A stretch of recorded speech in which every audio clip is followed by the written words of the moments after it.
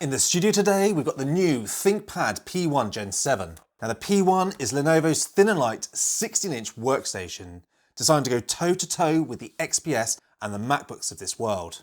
Now this year's model gets some significant changes and design choices to make the P1 series the strongest in the line to date. We get a redesigned chassis and keyboard, a haptic touchpad, new Core Ultra CPUs, the new CAM2 high-speed memory modules, and more. But should you dump your MacBook Pro 16? Keep watching to find out. Hi, this is David from Mash IT, back with yet another Thinkpad review.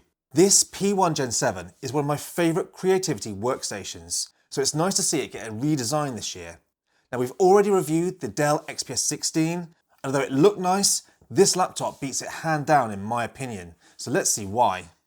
Now with regards to the specs, these laptops are pretty expensive, with the base model starting at $2,000 and you can max it right out at $4,300. But you do get the new Core Ultra CPUs, the 5s, the 7s and the 9s, plus we do have both the RTX gaming cards and Ada workstation cards. Plus we also get two M.2 slots for your SSD drives, and this year Lenovo have decided to implement the new CAM2 high-speed replaceable memory modules instead of the older DDR5 sodium slots.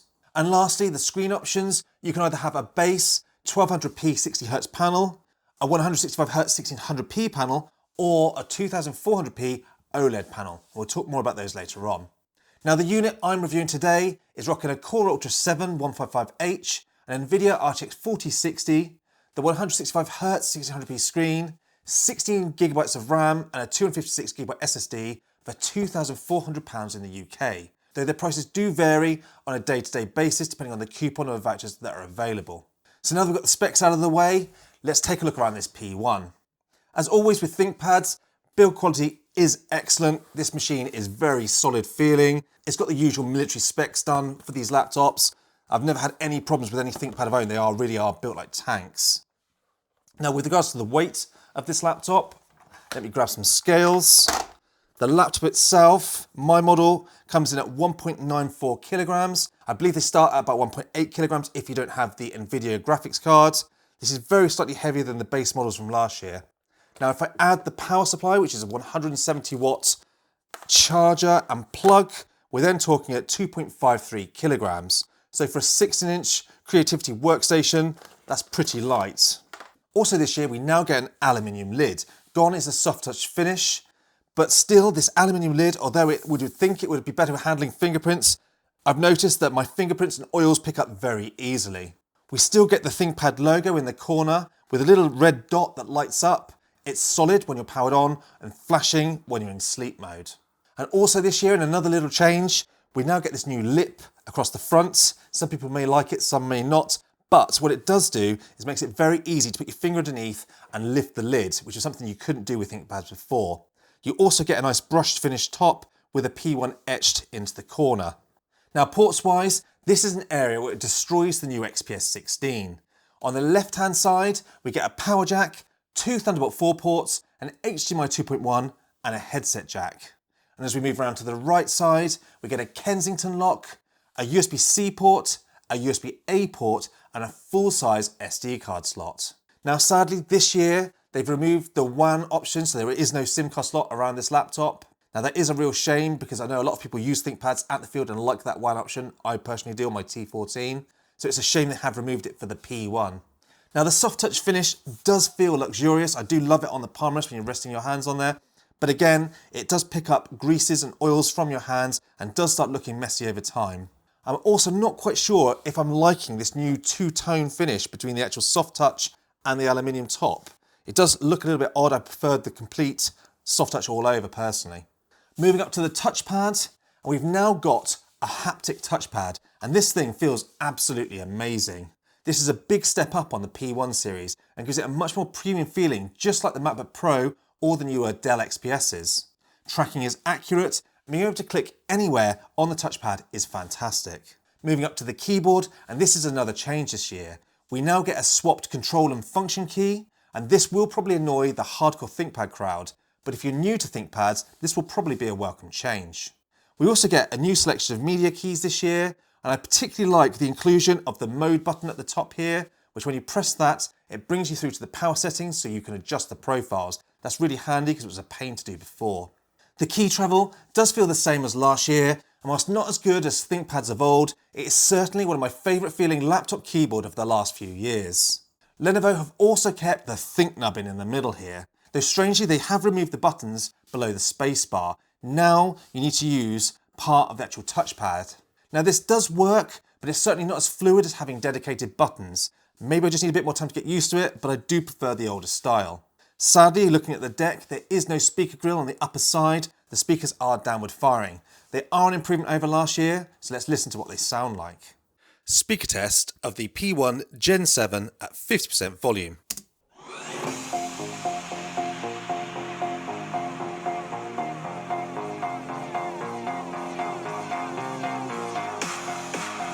Now 80%.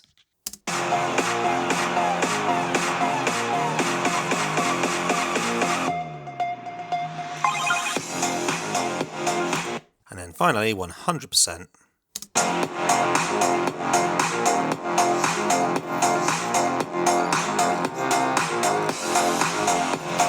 Considering that they are downward firing speakers, these are actually very impressive and certainly a big step up from the P1 Gen 6.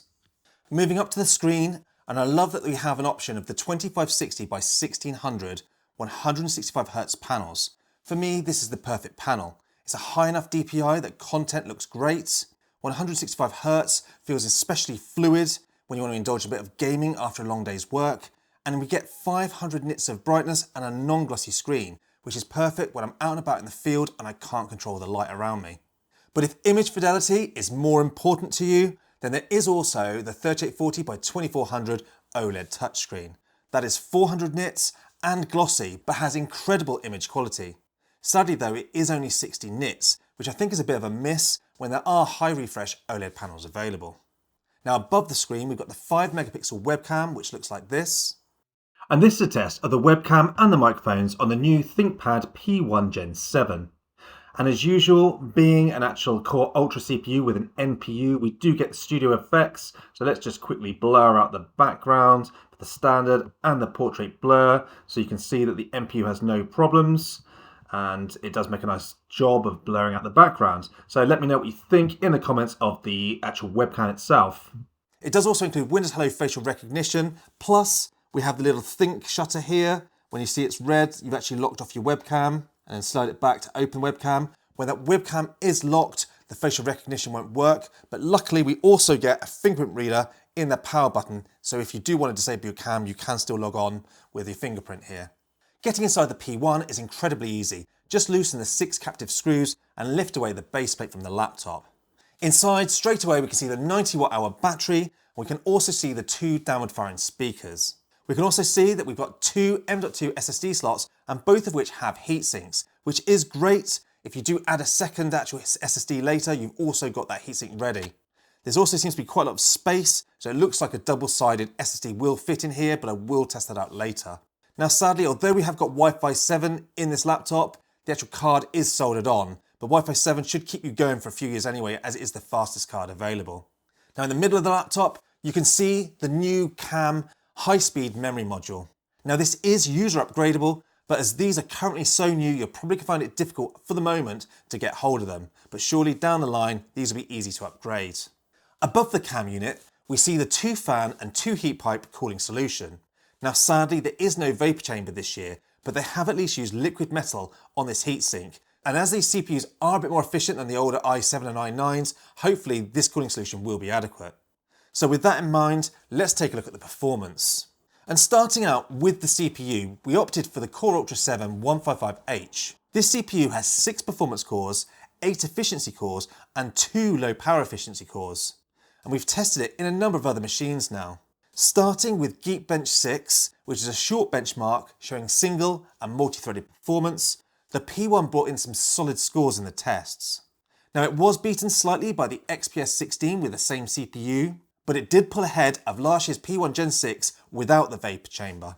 Moving over to the Cinebench R23 test, which is a 10-minute long multi-core torch test that really shows any throttling and high temps in a laptop. And again, the P1 Gen 7 brought in some solid scores, again though slightly beaten by the Dell XPS 16. Now when we look deeper into the R23 runs, it is worth noting that the CPU in this laptop was pegged at 101 degrees C for the entire test on both the balanced and the performance mode. Only the best efficiency mode run the CPU at sensible temperatures. Now there's not a massive difference in the scores between the three profiles, but the best efficiency mode is limited to 45 watts, balance sits between 55 and 70 watts, and the performance sat solidly at 75 watts.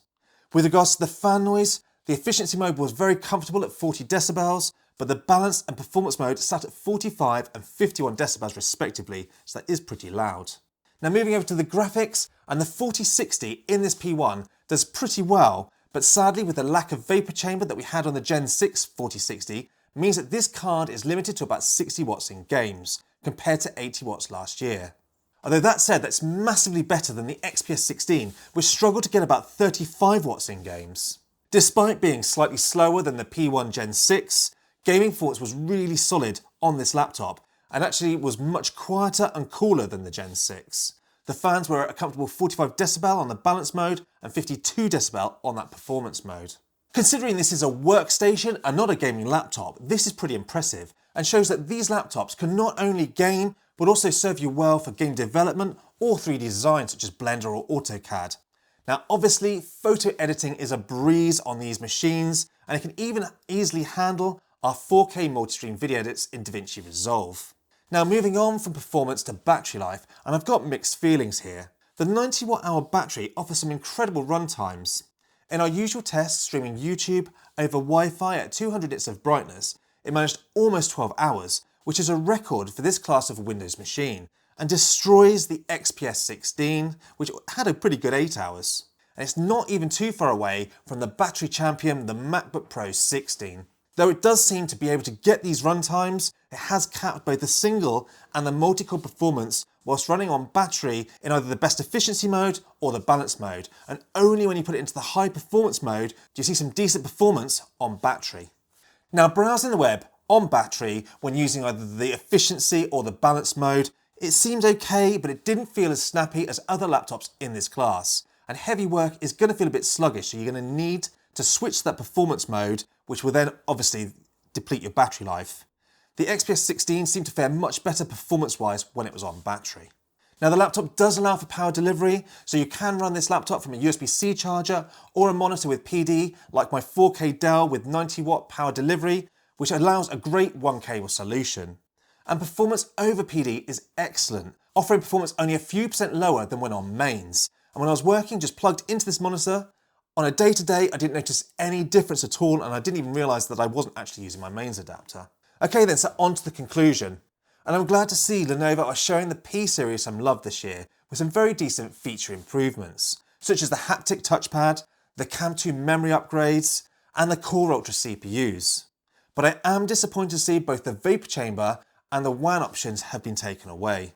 It feels like we've taken a couple of steps forward, then a step back. Now if you're looking for an efficient laptop with good battery life, good performance, and your typical Thinkpad build quality and port selection, then look no further. I would take this Lenovo P1 Gen 7 over a Dell XPS 16 every time. But if you want a P1 with maximum performance, then sadly last year's Gen 6 does perform better with that vapor chamber. So those are my thoughts on the Lenovo Thinkpad P1 Gen 7. As always, I'd love to know what you guys think. Would you consider one of these new laptops, or do you reckon that Gen 6 is a better option? As usual, put your comments down below and I will get back to you. And as always, thanks for watching.